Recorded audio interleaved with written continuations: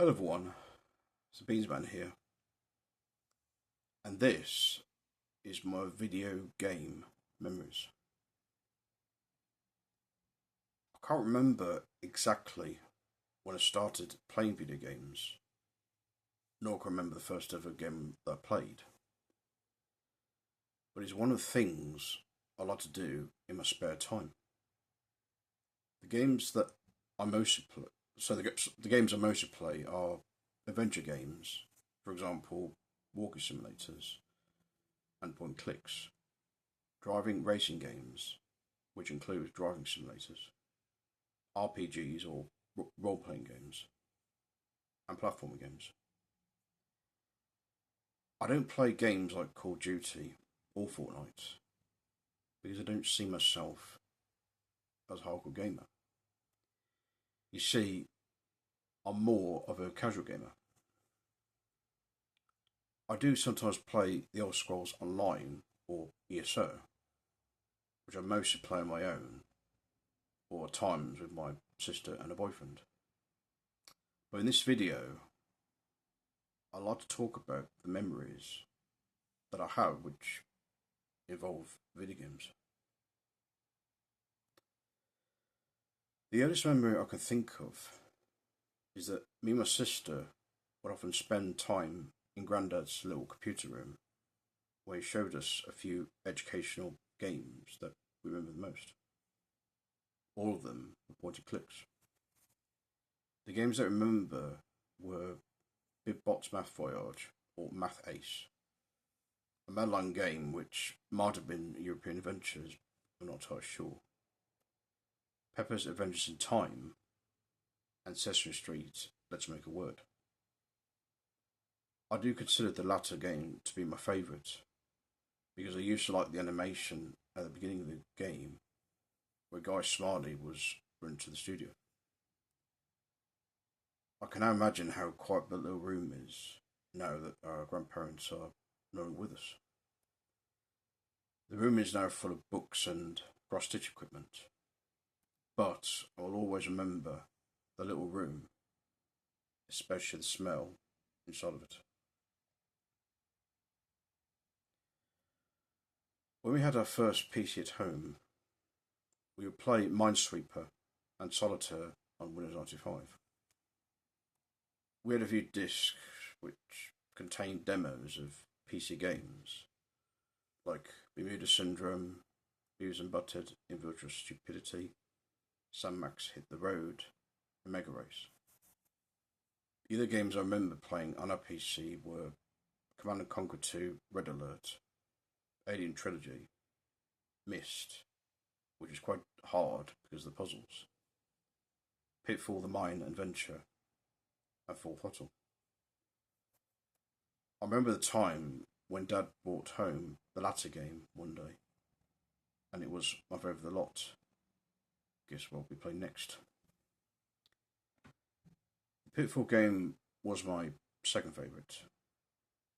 The favourite part of Full Throttle was when Ben got chased by the white dog in the junkyard. I thought the animation of the dog looked pretty cool, especially with the red eyes and the drooling.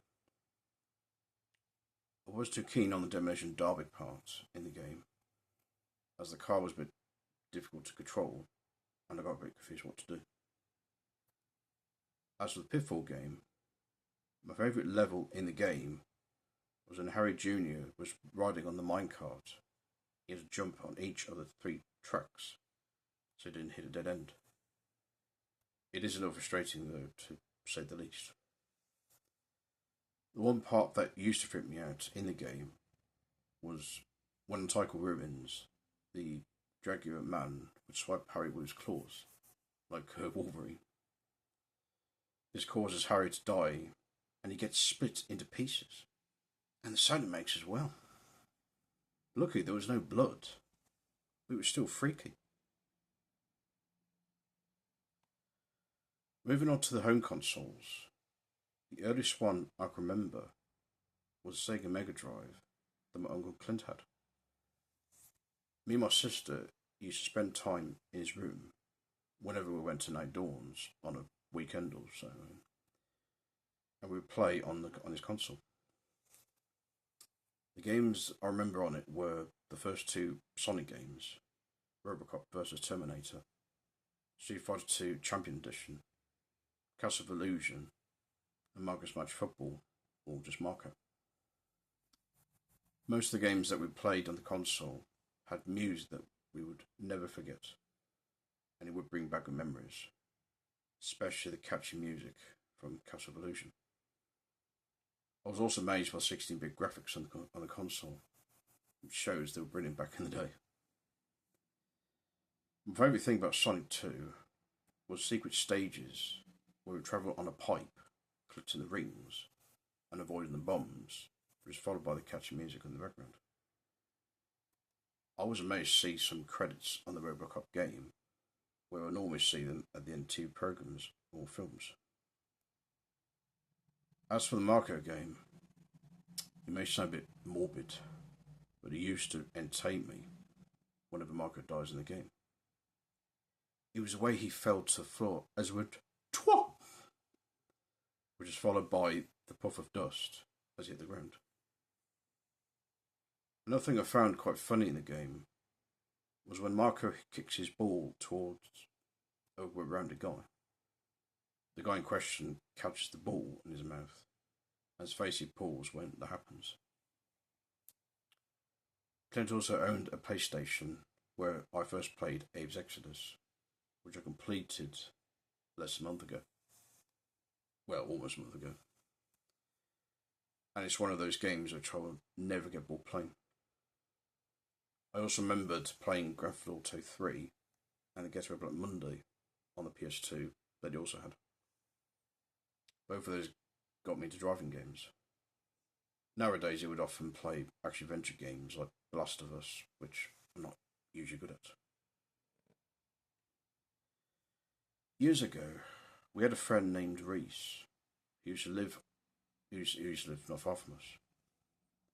The consoles I remembered him owning were a PlayStation, a Nintendo 64, and a Sega Dreamcast. I only know a few games on the Dreamcast and the Nintendo 64, like Raid to Rumble, Dynamite Cop, Killer Instinct Gold, and GoldenEye 007. But the games I remember the most on the PS were Tekken 2, Crash Bandicoot, TOCA, and Pandemonium. Out of all the PS games he owned, Art of Tekken 2 was my favourite, as I found the game quite addictive to play. I did have a phase where I was too keen on the boss levels in games. When I played Pandemonium, I killed the first boss in the game, and when he screamed to his death, I didn't like the sound. I don't know what Reese is doing now, since he and his family moved to another house years later, and I hadn't heard from him since.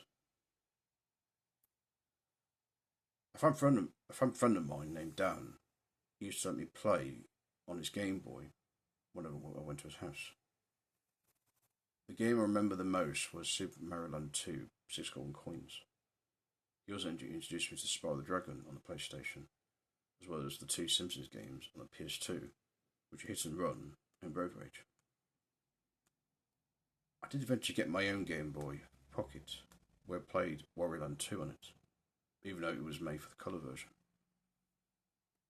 I used to like the parts where if Wario was left sleeping on the bed at the beginning of the game, he would have been kicked out of his own castle by a few mix. As he tried to get back to his castle, the W on the castle will topple off and roll across the ground. My sister and I had our own home consoles as we were growing up. I had the PlayStation where I was playing The Simpsons Wrestling, Spyro 2. I found the first game quite addictive, even though the graphics weren't that brilliant. I absolutely loved Spyro 2 though, because I thought it was a nice game to play. I did struggle with the speedway levels though, and some of the side quests were not very easy to complete because of their difficulties, especially the Alchemist one. My sister and I also played V-Bad together, where we'd do scenarios of two characters that were in a show called Bo Selector racing each other. As soon as my sister passed me in a car, she would say, "Bye bye." We also had a Sega Saturn in our parents' room. The games I remember playing on the console were the first two Virtua Cop games, Virtua Fighter 2, Sega Rally Championship, and Alpha Kings, or Deck Athletes. Whenever we played Virtua Fighter, we found the old man named Shundi funny because of drunken boxing technique. So, what are we playing now? Well, right now, my sister and I are both playing the remastered version of the Elder Scrolls 4 Oblivion, which is another game that we remember playing. I do sometimes play Test Drive Unlimited Solar Crown, since I like to do a bit of driving and a bit of racing. At the end of the day, we are still gamers. We may even sometimes go back to retro games if we had to. I hope this video interests you, and if you enjoyed it, feel free to give it a like. Till next time, Beans out.